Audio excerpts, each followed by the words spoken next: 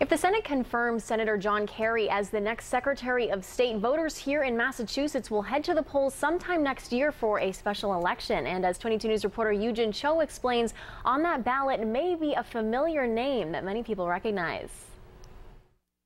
It's a magical, mystical, Camelot-like name. Indeed, a name that most Massachusetts voters know, Ted Kennedy Jr. That name may end up on the ballot for a special election if the Senate confirms President Obama's nomination for John Kerry to be the next Secretary of State.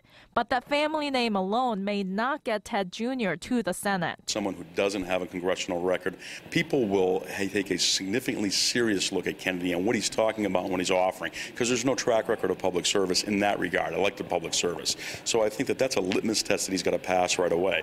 Some voters told 22 News they are excited about the prospect of having a Kennedy back in Congress. You just think of Massachusetts, hometown values. It's just a legacy. But for some, it's a different story. We don't need another Kennedy, that's for sure.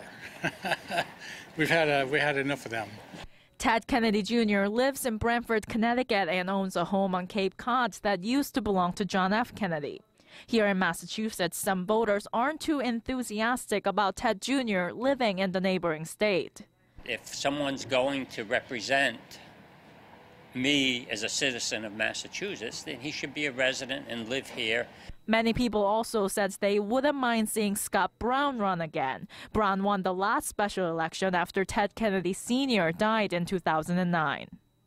For 22 News, I'm Eugene Cho.